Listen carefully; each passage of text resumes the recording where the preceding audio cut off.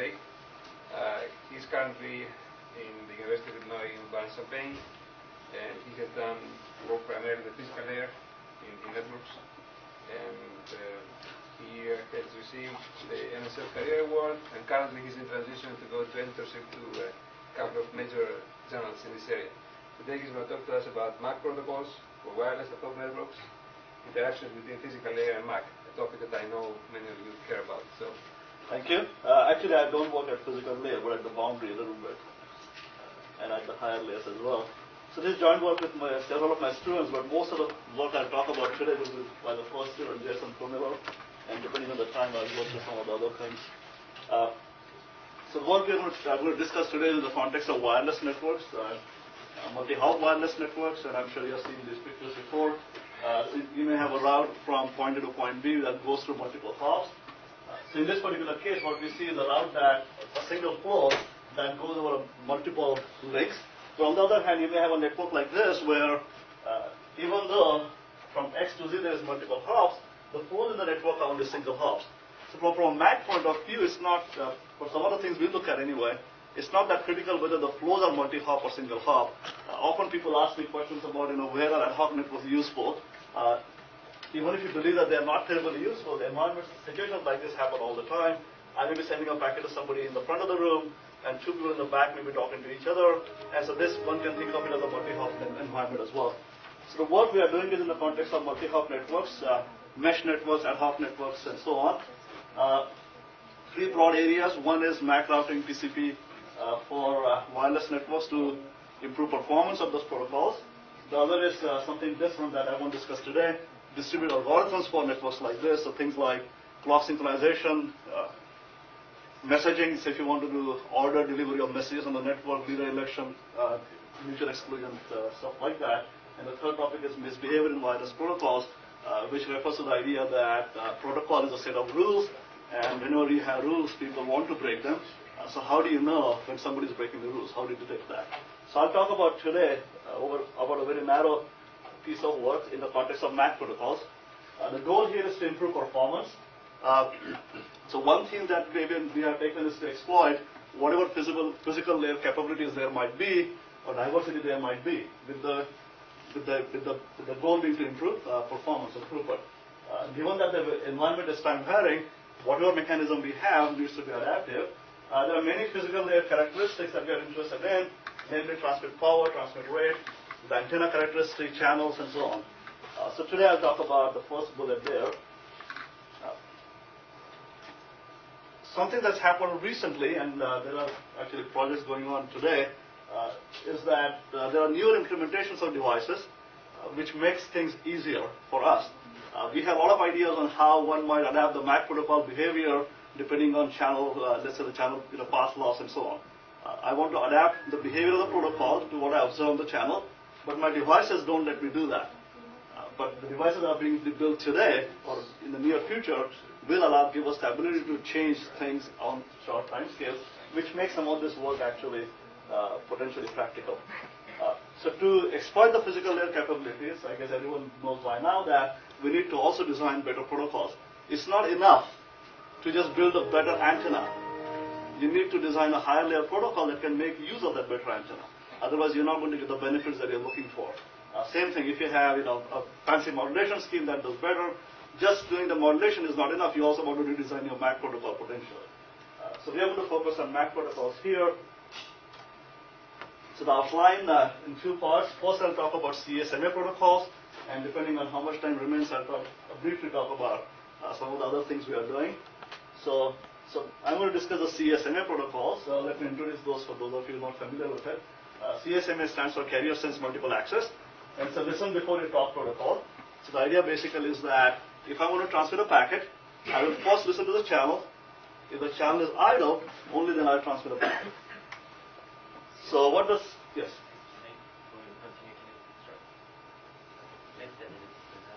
It's hard to see in the back. I see.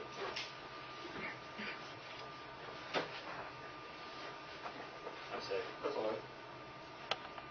What's the next? So the wireless network, how do you know the channel is idle? If you listen to the channel, there is always something on the channel, right? So you have to have some mechanism to know But to decide the channel is idle, so here we'll use a threshold-based scheme. So you listen to the channel, if the receive forward is below threshold, that we'll call the carrier sense threshold or CS threshold. Then we decide the channel is idle, otherwise we decide that the channel is busy. So channel is idle or not is not a fundamental truth. It's decided by this threshold that I'm going to use. And this picture, these couple of pictures illustrate the idea. You have here node A sending a packet to node B, and here is a signal that's received from A by people further away from A. And if you have node D here, and this is the carrier sense threshold at node D, because the threshold is higher than the receive power at node D will decide that the channel is idle, even though A is sending a packet to B. On the other hand, if D were to use a lower carrier sense threshold, the physical reality is not changing at all. D decides that the channel is actually busy, because its threshold just happens to be below the received signal power. So whether D decides the channel is idle or busy simply depends on a parameter that it picks. And then its response to that changes because of that parameter. In this case, D will keep quiet if you use CSMA protocol, whereas in this case, D will feel free to transmit. Now, in terms of reliability, we are going to assume that a packet transmission is successful if the SINR, or if I ignore the noise, the SIR exceeds the threshold. So in this case, of course, if you have two transmissions like this, then at B, we were able to signal from A versus the interference from B. That ratio needs to meet a particular threshold. And that's the goal of the protocol that we'll have. It will try to ensure that each transmission will meet a particular threshold. By the way, if you have any questions, I'm going a little bit fast because I started a few minutes late. But if you want to ask any question, just stop me, and I can skip through some of the slides later. I'm going to mix SIR and SINR. I'm just going to mix them up just for convenience here. So the CSMA protocol that we have lets a host transmit a packet if the channel is idle. So the host actually needs to choose three different parameters to implement this protocol. One is the transmission rate, the other is the transmission power, and the third is the carrier sense threshold. Now there has been work in the past where people have, for example, done adaptive power control. There the goal is to choose the right transmit power to meet a certain requirement, typically reliability of transmission. Typically in these kinds of papers, people will assume that the transmission rate is constant, and more importantly, the carrier sense threshold is a given. It's a constant. You cannot change that. So intuitively, if you can control two of three, or in general all three parameters dynamically, maybe you can do better. If you have more flexibility, you ought to be able to do better. And so that's what we are looking at, is to adapt two of three here, just as a matter of sort of next step beyond just adapting one parameter. So what we're looking at is adaptation of transmit power and carrier sense threshold, keeping the rate constant. So in this case, all transmissions will happen at the same rate, whereas here we'll adapt rate and the threshold, keeping the transmit power constant. One or the other is likely to perform better, but it's not clear to me at the moment that which one of them is better from a practical standpoint, from an implementation perspective. So I'm going to talk about mostly the first part here.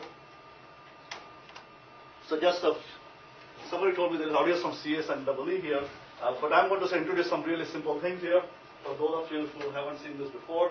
There's few notations. So I'm going to assume there's a path loss, Gx. It's a function of distance. We'll ignore small-scale path loss. It's very simple curves. And the receive power depends on the gain there, Gx. Pt will be the transmit power.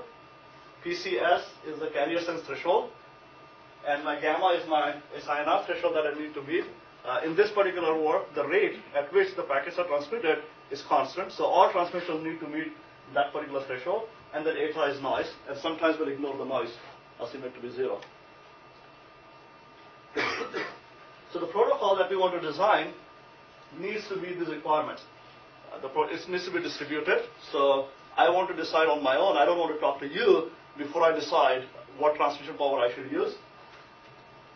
The transmission power that I use, if I'm A, should meet my SINR constraint despite any future transmissions. So if I am node A, when I send a packet to B, I need to choose a transmit power such that even if in the future somebody else starts transmitting, that transmission will not reduce my SINR below my threshold, gamma. Also, I don't want to cause undue interference to what's already on the channel. So if something is already on the channel, my transmission should not cause interference with this guy, causing his SNR to go below the threshold. That's the requirement we impose. We don't prove that this is a good requirement to impose. One can imagine that perhaps you can violate one of these and still get pretty good performance. This is just what we're trying to achieve. So the first observation for the protocol is almost trivial. If you have node A and node B, if A transmits to B at higher power, the received signal will be higher, of course, right? So we know that. The observation 2 is slightly more interesting. So for this slide, assume that the carrier sense threshold is some fixed number. Everyone uses, let's say, the same carrier sense threshold. Then higher transmit power pushes the interference further away. Right? So if I have node A transmitted to node B at a low power level, then if node J here has some carrier sense threshold, even though it's very close to me, he thinks that the channel is idle. The reason he thinks the channel is idle because the power that he receives is below his threshold. And that's happening because I'm using a low power level. If I were to increase my transmit power, then the receive power that he will see on the channel will exceed his carrier sense threshold and he will not transmit anymore. So if you have a higher transmit power, it pushes the nearest interferer further away. And that's what this slide tries to show. With low transmit power, there might be an interferer like J pretty close to the transmitter-receiver pair. On the other hand, if the transmit power from A were to be higher, the interferer will have to be further away. Right? Now what that means is that my interference goes down too. If the interferer goes away, the interference he can impose on this transmission will reduce. So this is a slightly more interesting point than the one before. If you increase your transmit power, your signal will go up, obviously. But if you increase your transmit power, your interference will go down. And effectively, you have a higher SNR. So you can use the transmit power to do both. Increase the signal, decrease the interference, and your SNR goes up. If you don't change the position of the J node, the interferer increases for that. What's happened when you increase the power for the A, the transmitter power by the A, and don't change the position of the J node, the interferer for that increases. If you don't change the position of J node, J wouldn't transmit. If J were to be still here, he wouldn't transmit at all because he would sense the channel as being busy. But it reduces interference to you, but you increase your interference to J. the other. Oh yes, of course. But this is going to be happening everywhere. Okay, so right now I'm focusing on myself. Right? So this is a distributed decision making. I decide, but you're right. His point was that if A increases the power, I'm causing more interference to him, sure. But that takes care, that is taken care of. Okay, so but if you just focus on A to B, that interference goes down. Because the goal was that both of them can transmit simultaneously, A to B and J to C, for example. No, the goal is, that's why. What am I doing here? The goal is that when after A to B starts transmission, if there's a future transmission, that should not cause interference with this guy. I'm not saying that we have to allow a future transmission. I'm not assuming that J must be able to transmit. If he were to transmit, that should not cause too much interference. So it effectively means that people who are further away can only transmit. You might be already transmitting. You have that other goal, which was right. allowed. So the other goal is here. If you are already transmitting, then I don't have to transmit. I might back off. I can say, okay, I cannot transmit right now. But once I do decide to transmit, I should not cause too much interference to him. So my power that I use will have to be such that it cannot cause too much interference to him. So it's a dual problem. And this might become clearer. It's fairly straightforward protocol, actually. So.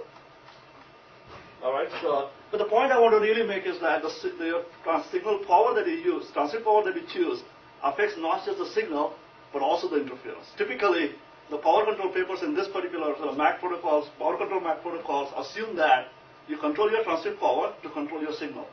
They ignore the fact that this affects interference as well. So I think related to these questions is, what is the performance metric you're after, that you want to increase? So this is a little bit, yeah. So, well, what we measure eventually is throughput. But this is somewhat unpleasant part of this particular work, and which is what I was trying to allude earlier, that the requirements we are specifying they don't refer to any sort of performance metric. It just says that if there's a transmission, it should be reliable. Now, does that necessarily mean the throughput is higher? There is no theorem that we can show that's the case. It turns out that the performance we get the throughput is better. Okay, so that's it's a little bit unsatisfying there. Okay, so analysis is actually fairly straightforward. I have a few equations. If you don't follow it, that's okay. It's not that critical to the rest of the talk. But this is a picture I'm going to use. You have A, B, C, D again, and here are the distances X, Y, and Z. For the protocol to be implemented, what you really need to know are the gains, Gx, Gy, and Gz. But for the discussion, I'll assume we work with the distances.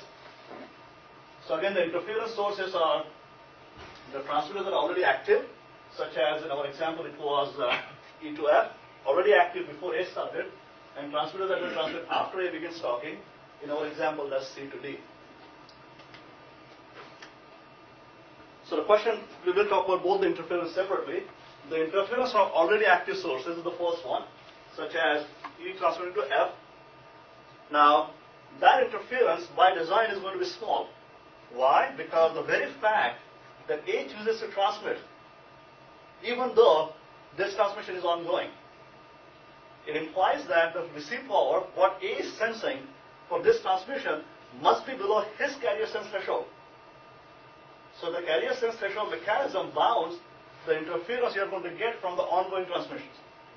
The bound is determined by the carrier sense threshold he chooses, but I hope it's clear that the carrier sense threshold does bound the interference from whatever is happening already.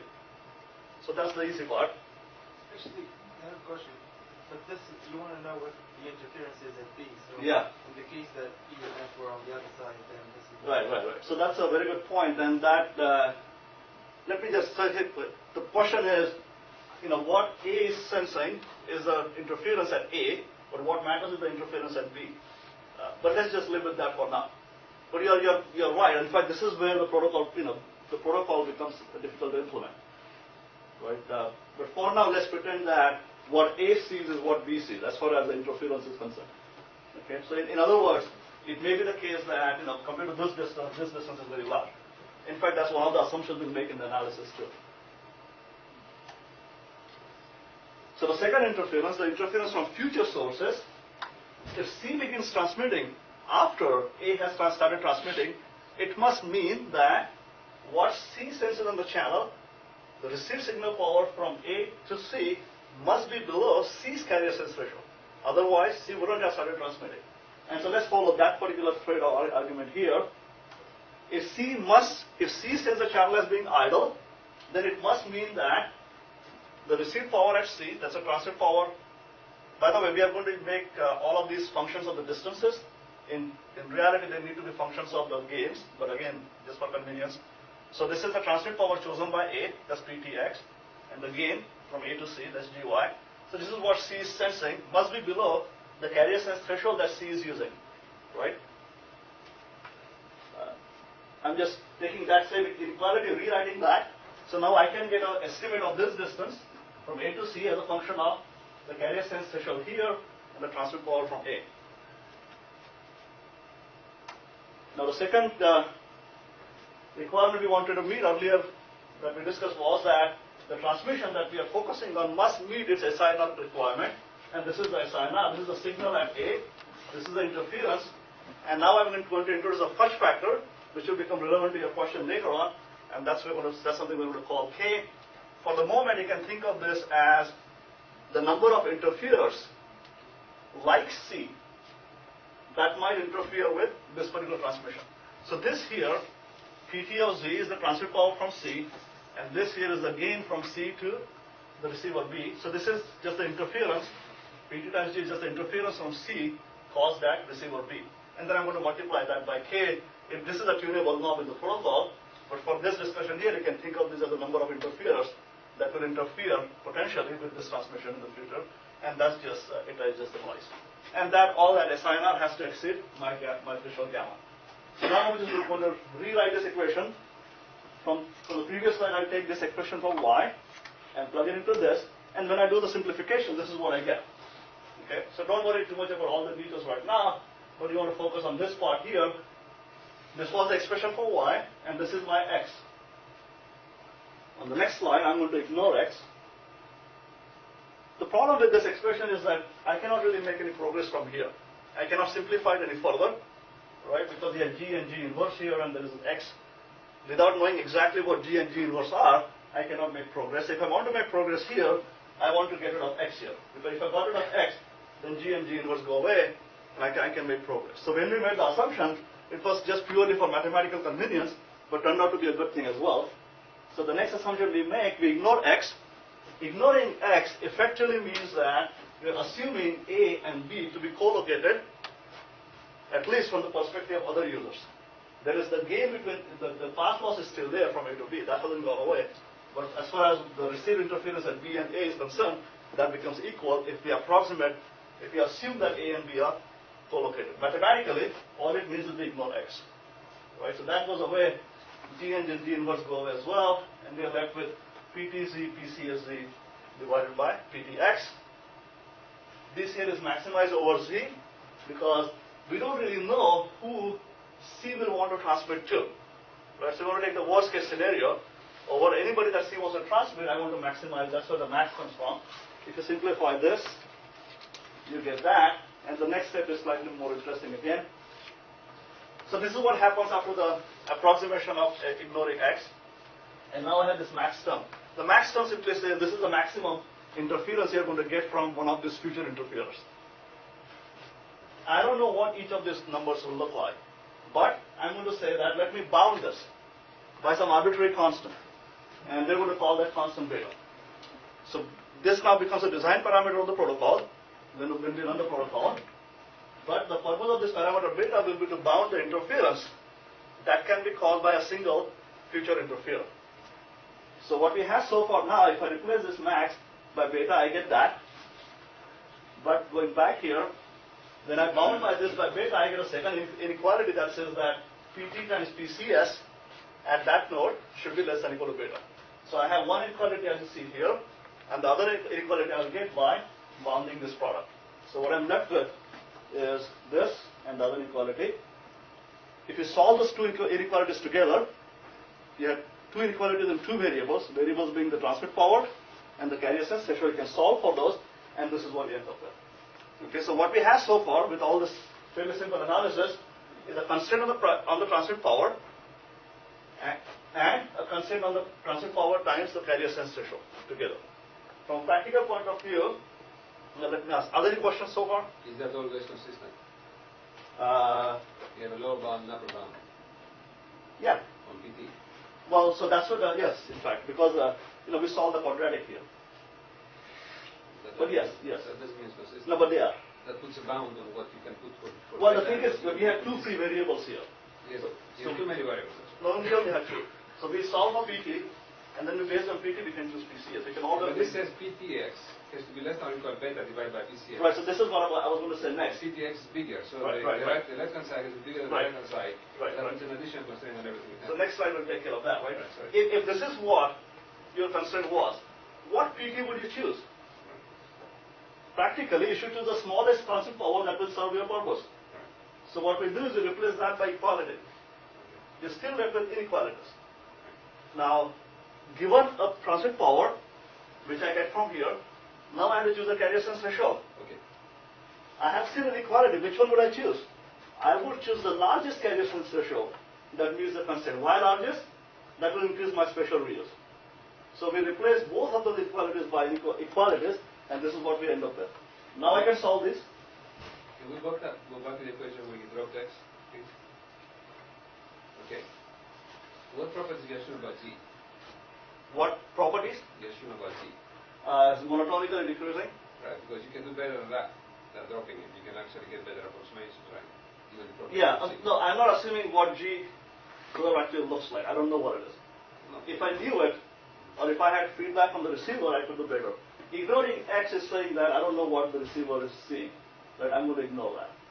But you're right. If you had more information, you could do better than this. Yeah, but for all power functions, G will drop reasonably fast. That's So right. that means that assuming dropping x means that they're really close. Exactly. So that's a bit of a strong assumption. Yes, yes. But for the protocol has to do a real transmission, right? The assumptions don't work there. So you have to adapt the protocol to account for the approximation. So that's where the adaptation of the protocol comes from. But for theory to work, at least you have to live with that. Oh. It didn't work. Okay. But you can take these two conditions and just juggle with them a slight, just a couple of steps, and you come up with something slightly more interesting. This is what you get. The first equality, that remains, but the second one you can transform to something that looks like this. What this is something obvious. This is really just your, if you ignore the 1 over k, this is just your interference margin. This is the receive power of the receiver, the stationary threshold and the noise, and this is just the interference margin. 1 over k is just the interference margin I have for future interference, if I assume I'm going to have k future interference. I don't know what the k is going to be, it's in the future, but if I knew that somehow, then this is nothing but the interference margin per user. So, just to Can we go back to that, please? actually I'm going to come back to that on the next slide, so let me just defer for a second. Well, maybe we can talk about it here, how about that? So this is the interference constraint. Yeah, go ahead. Should we go back to the two equations? Oh, the other way is okay. All right, you want to see them together, okay. Okay, now plug in from the first one to the second one. Yeah. Eliminate all PTX. Alright? Yeah. What you get is you get actually an expression for 0x. Is that correct? How do you eliminate PTS? You get a quadratic in PTS. No. You go from the first one. Right? Yeah, so if you replace PCS equal to beta, No. I'm replacing PTX by PCX and I can get beta. but you'll replace it by beta over PCS. Right, I put it there. Right. Now Oh yeah, so then it will be that's an equation for G. as a function of PCS. And what I'm worried about is to what extent the properties, the implied functional properties of G as function of X and the implied functional properties of C as of X are consistent. No, we are not assuming any properties of PCS of X. But that's constrained. The input is Gx. And we have two equations in two variables and we solve for them. So we are not assuming a particular shape on piece, whatever comes out of it. But the question I guess you ask is what is the actual shape? Just a question. How do you know that this difference is positive? Which one? The one here. I don't. Yeah, so that's a very good question. So his question was, how do I know that this y minus x is actually positive? No. That's The second one. The one with the That is okay. That's okay. The consistency is there. This one. How do Right you know there. that that's positive? Which one? This one. This one? This difference here? I don't. I have to choose PT so that it will. You'll have two solutions for PT. So let's go back. So you get a quadratic in PT which has two solutions. One of them is this. This always exists. So if you take What are the design variables here? only PT and PCS, PT? transmit power and carrier sense threshold. So if you take this value of PT and plug it into here, if you do PT times K is the parameter. but K can be pulled out. So if you do PT times GX, You get two design. I mean, the way I did this, correct me if I'm wrong. You have two design parameters, which is PT of X, right? PCS of X, Right. and two pass factors, beta and K. Yeah, but beta is constant. We don't. For the analysis, You don't know it, so it's going to be something you're going to play with. in the protocol, it could be a constant. Case, but you could adapt both. Yes. But So eta is known to you? aha, good question. So question is, do I know eta? So here actually we assume that. Yeah. You're right. I mean, that's Right. So here that's another part of the problem in terms of implementation. You have to somehow know what eta is, and of course you don't always know that. But if eta is small compared to your signal, then this will be okay. If eta is large, or could be large compared to the signal, then it won't work.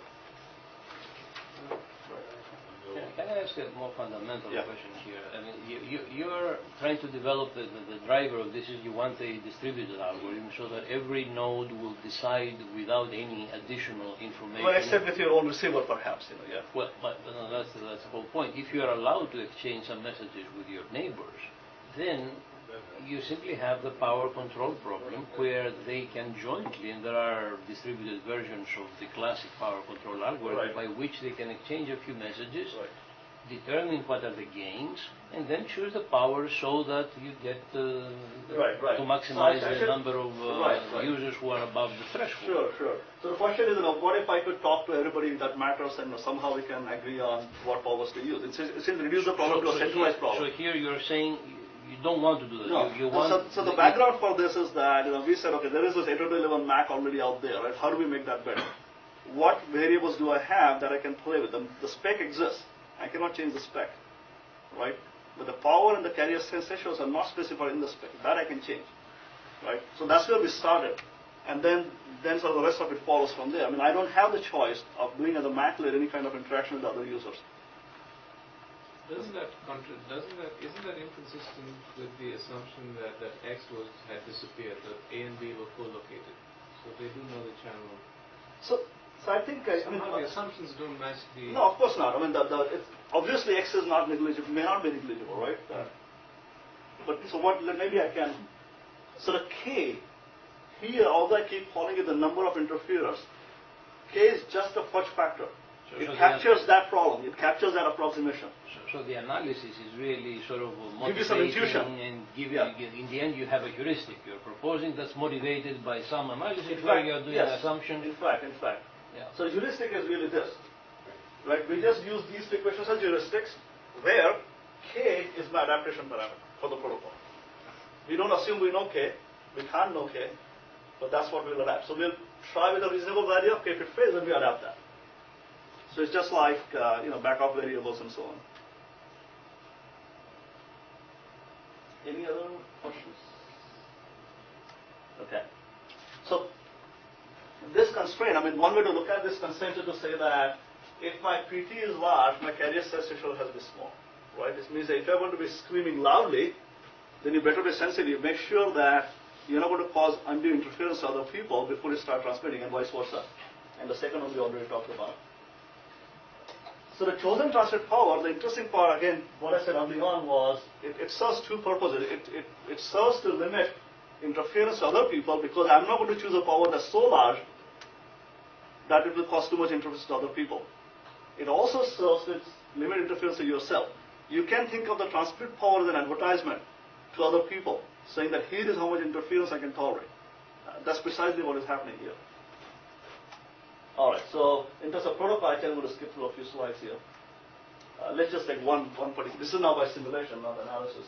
But suppose this here was some sort of random topology where the flows are thrown randomly in a square like this, and then we did a few different simulations just to see how this might work with something else, compared to something else. So here we have simulations where we are not using our mechanism, but we choose a transmit power such that each receiver has a particular receive power. So we equalize the receive power in the network and vary the carrier sense ratio. So if we equalize the receive power, the transmit power may not be equal. And we vary the carrier sense ratio. Of course, there is an optimal somewhere in the middle, and this is the performance you get. So what we really want to know is what's the best you can do with this strategy. And the reason we are picking this is that there are existing protocols which try to do something like this. Does it assume that the sensing is perfect? Yes. So for example, we ignore fading. No, I mean, when you do detection, right. That's there are errors in that, right? Yes. No, this assumes is perfect. In fact, that comes from the earlier question about noise. If you have noise, then your detection may not be perfect. You're right. In fact, there was a paper just recently, what's his name, from Berkeley at Allerton, that he actually shows that you cannot even do this. You cannot do detection at all if the noise, if it is very unpredictable, it will be very large. So there are gaps. I mean, before this becomes usable, we have to somehow make sure that the noise we can detect this reliably. So this is not, which is what my earlier said, work in progress. This is not a done deal. The other way to do this, other way to control the transmit power will be. So the first one was to control transmit power to give the equal receive power. Here we have fixed transmit power. Again, this is just for sake of comparison to know if you have this strategy, what's the best performance you might get. And this is the number. The peak is what we are worried about. There are two curves here that correspond to two different random topologies. What's being varied here again is the carrier sense threshold. And then we have this curve. This is the curve for our protocol. It's not a curve based on our analysis, where we pick a value of K, is globally constant, and then that value of K tells us the transmit power, it tells us the carrier sense threshold, and those are the two values we use at the various nodes, and this is the curve we get. So we will spend a minute on this.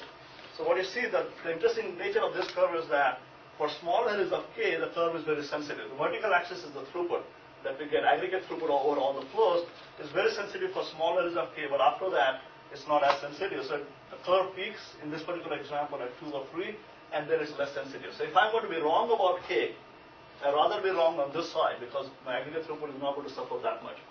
But having said that, How do you define throughput? Does it depend number on of packets that area? get through successfully, not number of packets transmitted. So some transmissions will be unsuccessful. Even though the goal was to make sure that every transmission is successful, that's not going to happen because of this But what is the load model? So the network is, every flow is fully loaded, it's heavily loaded, it's always backlogged. Oh. So every node is always trying to send a packet. But it sends a packet only when its CSMA protocol allows it to. And among the packets it does send, we see how many get through, and thus aggregate over that is the throughput. Now we also plotted Kumar's metric, bit meters per second, because one of the problems with power control protocols of this nature is that they tend to favor short links. Now you may not think of that as a problem, but from a throughput point of view, the long links suffer. They get poor throughput. So we decided to look at bit meters per second as well. Even there, schemes like this particular mechanism does do better. But again, the next slide was the packet loss rate. Now, in theory, we shouldn't lose packet, but we do because we may not use the right K because of the co-location assumption and so on. So packets are in fact lost. So the curve we see is something like this again. There's a high packet loss rate here, and then it bottoms out, but then it starts to go up.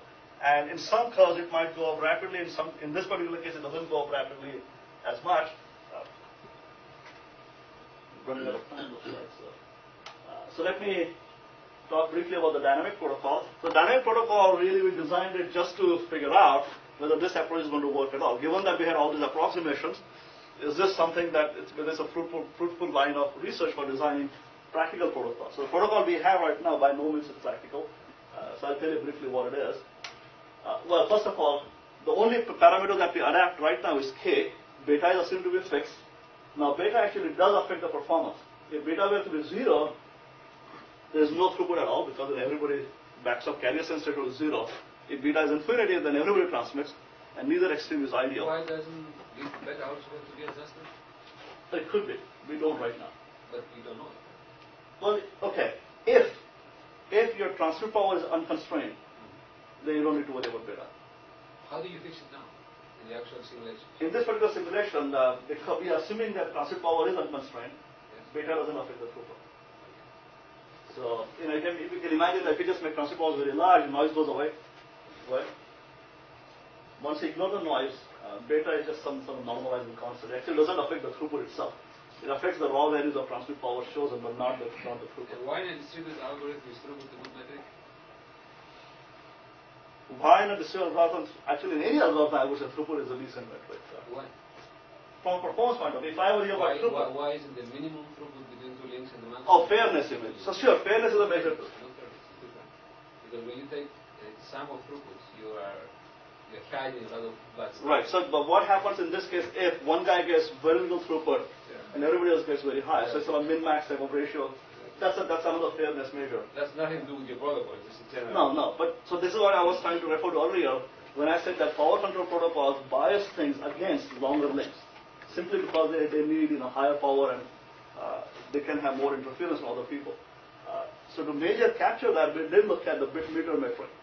I want to make a point that not what I'm asking is not related to fairness, because, right, what I do here has no interference with what to do a kilometer away, so the issue of fairness doesn't appear. I'm not using the same resources.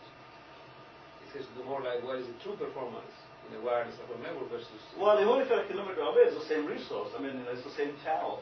No, it's not. Because my power, my frequency doesn't have to do anything with the guys with 10 kilometers from me. So why is fairness? Well, if it... The typical scenario that we're interested is right. 15 kilometers by 15 kilometers, 25 kilometers by 25 kilometers. Right. Okay? If I'm in this corner and he's in that corner, and I'm summing up. You should not interfere. What I really would like to know right. is what is the usual user throughput that they can get, not the sum. Right, so maybe you're asking for perhaps the variance, right? One measure that we... Okay, fine. Right. But that's also what, I mean, you capture the min-max ratio captures actually the lowest throughput and the highest throughput, and that captures some of that as well. Yes, something like this can potentially make that worse. So the way Actually, none of these is really the ultimate. What you really want is the region of throughputs for every pair of users, and it's a multi-dimensional region. But to simplify that, you get some kind of function of those. I don't buy anyway. That's not an argument with him. No, I mean, you really want to know what rates are feasible, and then it's a trade-off about where you want to operate. But John, no, but then the answer, there's a reasonable answer to that, I think. So one answer to deal with that is, so what makes a link short or long as far as this protocol is concerned? Okay. Short or long has come just to do with my transfer power effectively. What transfer power do I use? Now you are the short link, if you worry about your throughput, right? Don't use the throughput that this thing says. Use throughput as more, there's an inequality here after all, right? Leave it as inequality, make the PT larger, and then you will get your better throughput at the cost of somebody else. In fact, there's always a trade-off between the aggregate throughput and what you're calling is really, in my perspective, is a fairness measure. There is a trade-off between fairness and throughput, and you just can't have both at the maximum level. If you get one, you have to trade the other. You're saying in different words what I said, that it's Right. the region of achievable Right. rates Right. for every pair of users. And So this that's allows what- you to do that. That's different. The region of achievable rates per every pair of users is much more reasonable as a metric. But the total throughput that everybody throws and the total packet loss, I have major objections with this metric. Well, of course, it's because it cannot be tracked. We take the sum throughput, and as we know, that's not the best criteria to use. As far as I'm concerned, minimum. But when you have a multi-dimensional set of rates, then you can say Yeah, what is better. actually, I would go one step further. You could question why simulations, right? I don't personally believe any numbers I actually see.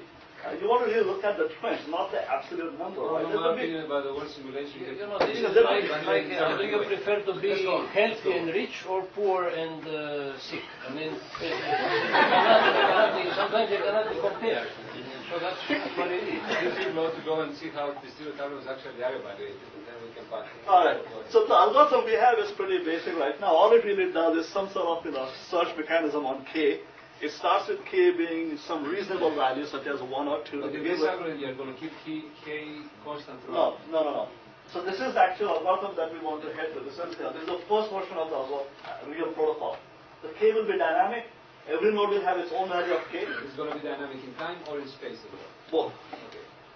Because it's distributed, everybody does its own thing. What everybody does is to try to figure out what the right value of K is for himself, or herself, right? So we have essentially a gradient descent search based on this curve here. Okay? Or maybe there's a way to look at it. The gradient descent search says that basically I'm going to try to find this point. The reason I don't want to go beyond that is larger K increases my transmit power. I don't want to do that. This is where I want to operate, and I try to start somewhere here and do a simple gradient descent. And then hopefully I'll get there. Maybe we do, maybe we don't, depending on the dynamics, right? Because the actual transmission pattern is not steady state. I mean, at some point, maybe you and him is transmitting together, and sometimes the combination changes with time. All right, let me just give you the numbers, hopefully. So what this shows is the same two topologies, which you haven't seen the other one at all, but it's just some other random graph. The three schemes that we already looked at. One tries to equalize receive power at various nodes. One equalizes transmit power at all the nodes, right? And the other is a static K. We just pick one value of K globally constant. And this is a dynamic K where every node picks its own constant. And this one does better than the rest. Why this one might do better than these two, hopefully clearer from some of the analysis. Why would this guy do better than this guy? The reason for that, of course, the difference is not that much to begin with. But there's potential for dynamic K to do better than static K simply because this scheme is enforcing a global constant parameter. Whereas the dynamic version allows every node to choose its own parameter. And that can potentially be better because in this area, maybe the density of the transmitters is more than density far away, and perhaps we need to have different values of parameters. So that's the intuition behind this. What we're working on right now is actually take this protocol, which only works in an environment that's reasonably stable. Things don't change all the time because it takes a while to converge. It takes a few dozen packets of transmission before it will converge at a value of K at various nodes that gives good performance. So in networks where there's a lot of mobility and so on, you don't maybe have that much time perhaps. So you want to converge quickly, and that's what we are working on right now. So there are many things that we have looked over, ignored effectively. One is fading, for instance. Right? I estimate the channel gain. I mean, how do I estimate the channel gain? But first of all, is going to change over time. Which value am I going to use? The other big problem is here, and that's probably not apparent from any of my discussion so far. There are two reasons you lose transmission in a real network. One is, of course, your SI was below threshold because you tried to transmit to the other guy and you just chose the wrong power level, you lost the power, lost the packet tough. The other problem is that maybe he and I were standing next to each other and we start transmitting at the exact same time. No amount of carrier sensing is going to help you there. Simply because these transmissions coincide in time, they begin together. This is the so-called, people often call it collision in 802.11 context, but here when I refer to collision here, I mean transmissions that start together in 802 jargon within one slot of each other, within one propagation delay of each other, right? Those transmissions, carrier sensing no matter carrier sensing, power control, none of that is going to deal with those. So somehow you have to integrate the power control mechanism to coexist with this. It's not obvious how to do that. So we have some ideas of what you might do, but the protocol that I described so far does not really do this. It just assumes that the collision probability because of simultaneous transmission is going to be small. It just assumes that, and it chooses parameters to ensure that. Because we know the network we are simulating, we can make that to hold true. In a general network, we don't always know that. So this is something we are developing further on. Fairness issue that you brought up. I have, I think, 4 minutes there. So there has been related work in this area, right? This is not the first paper. And I should also tell you that even though one of my earlier slides say that we want to do joint control of 2 out of 3, that's not how we started. We said let's do power control, just like everybody else is doing. It's just that when we did the simple math that I showed here, it said that don't do just power control, also do carrier sense control. So this joint 2 out of 3 control really is sort of wisdom in hindsight, but it makes sense. You want to have more flexibility to get better performance. So the previous work, now without going into the details here, I had 2 inequalities on my slides. These guys independently found one of them, right? This paper finds the first one, this paper finds the second one. And this paper actually, it's also from Illinois, coincidentally, uses a second channel transmissions by the receiver to provide feedback on how much interference it can tolerate. What we do, we don't have a second channel, the receiver doesn't transmit, the transmitter takes care of both. It takes care of this, ensuring a good signal level, also takes care of reducing the interference. And let me not spend more time on that. So just to summarize what I've said so far here, joint adaptation seems to be beneficial, but of course we need to do more work to improve on the performance. I will skip through this. We are also looking at joint control of rate and power. Actually, I have skipped there because I know this is going to happen. I obviously made way more slides than I'm going to. Let me just take the 3 minutes I have and talk about directional antenna just briefly. I'll just define one of the problems we're looking at, not any solutions. So this is now something completely different. So one of the things that we have is sort of look at what the physical layer can do. We saw power control or rate control earlier. But there's all kinds of other stuff at the physical layer that the higher layer protocols don't actually make use of.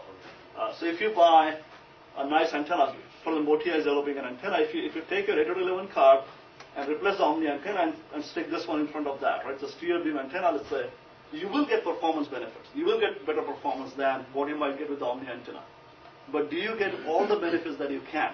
And the answer there is no. So maybe we want to design new protocols that exploit what you have available at the physical layer. So that's where some of the work we are doing on directional antenna comes in. When I say directional antenna, I don't necessarily mean directional antenna. What we really worry about are antennas that have different beamforms. It may be Omni in this plane and the Omni in the other plane. That's also an interesting problem because whenever the antenna can change beamforms, the assumptions that the MAC protocols make often fall apart. In case of MAC protocols, there's this notion that if any of my neighbor transmits, then I know, I can sense that, right? But if I change my beam patterns, and if my neighbor can change the beam patterns, how can I be sure that what he's transmitting will be received by me with the appropriate power level to do carrier sensing? This is a function of the beam forms that each of us uses. And this introduces a problem that we call deafness that is not trivial to solve. And that's something we're looking at as well. But unfortunately... When you go to directional antennas, yeah, doesn't the need for some feedback between the receiver and transmitter increase, because otherwise it's trying to fit a needle in a haystack. Oh, absolutely. I mean, even for power control, feedback is good. It's always a question of what time scale, right? What time scale can you get the feedback at?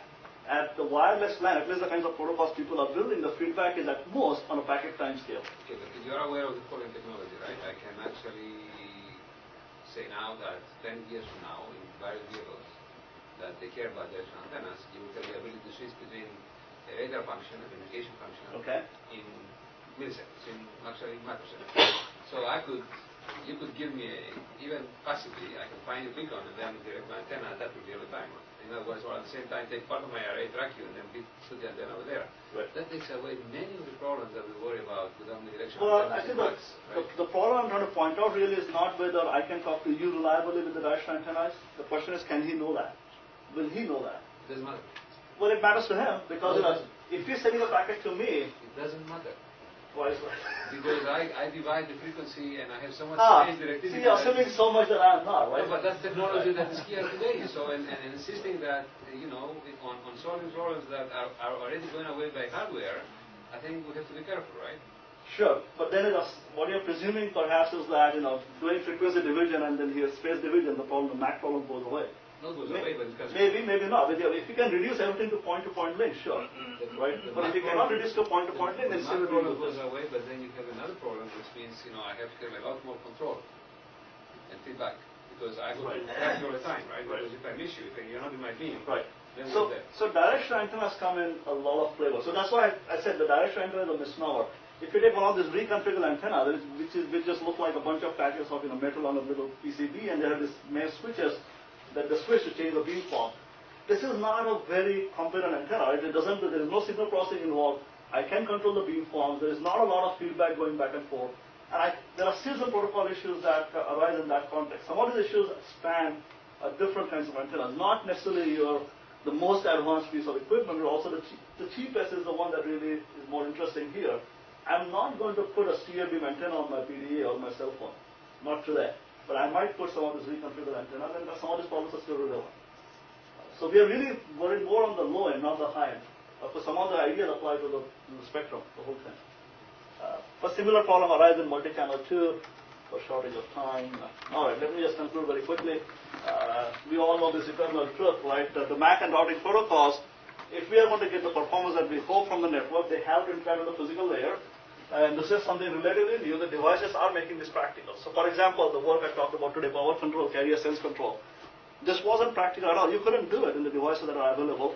The devices that are becoming available now, one can actually do power control and carrier sense control. So there is hope that in a year, I can actually implement something like this in a real system. But we have to really understand how the physical layer characteristics interact with the MAC layer. The state of the art is that there are lots of protocols. We discussed one here, but they're all designed for one particular narrow problem area, right? So there may be a protocol for power control. The moment you throw in multiple channels, maybe it doesn't work as well anymore, right? What you really want is some sort of a protocol stack, MAC, physical layer, networking, and so on, that will adapt to whatever is available, and of course that's the holy grail. With that, let me stop, and if you want to look at any of the papers, you can go to this website. Thank you. Thank you.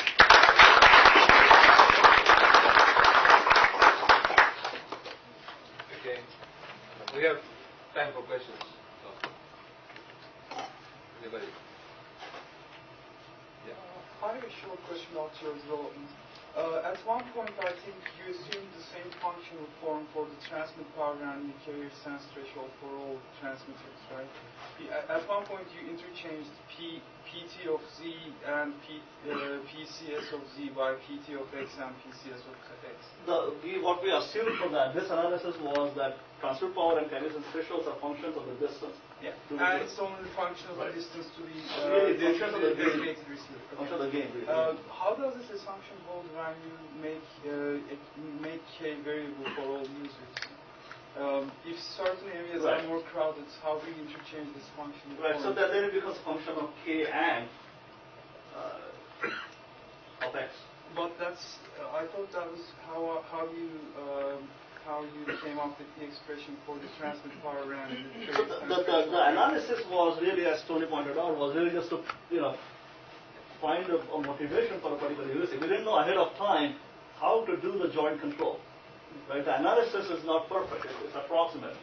But it does provide enough intuition to improve the protocol. And for the approximations that we do make, there is now this knob that we can tune, that we call K. So the co-location approximation we make, what it does really to K is that if you did not have the co-location approximation and had expressions for PT and PCS, then K, there is really no reason for K to be very large. Right? I mean, how many nearby interferers are you going to have? A handful. But to allow for the co-location approximation, we allow the range, dynamic range of K to be larger. If it were going to be from 1 to, let's say, 5, in this kind of protocol, it might go from 1 to 50 to allow for that approximation to work. So the transit power and carrier sense are now a function of K as well, which the K is being chosen dynamically. Right. Yeah. You mentioned joint control, transmit power, carrier sense, and transmit rate. Right. And carrier sense. Right. Is there a reason why you didn't consider transmit rate and transmit power? Well, I mean, that it could, yeah, sure, we could do that too. But this is, to me, was more interesting because the carrier sense, I think, plays a functionality that by controlling my carrier sense threshold, I can bound the interference to you. So there is, and also to me in turn, the way I choose power here. But carrier sense threshold also does play a role, right? With how much interference am I going to pose to you? And that does not mean the third problem is not interesting. These are the two that I found more interesting. But as you can see in all three, I mean, that's sort of the most complex version. So. Any other questions for somebody in the back? Somebody who was in the back there? Okay, right, go ahead. Do they not know any location information regarding for No. calculating? No, what we assume that they know the gain. And does the mobility affect that if they know this information in somehow? Does it affect this threshold adaptation? I mean, like I said, I mean, the actual distance is not very useful. What you really know are the gains. How? Right. Because the distance is, I mean, the gain is a very complex and variable function of the distance, so not for this problem. So even though for the analysis batch, so the distance, it just makes the discussion easier. Anybody else? Yes? No? Yes? You say earlier that the motivation was to essentially boost the performance of the 802.11 system, Right. changing what is already the standard.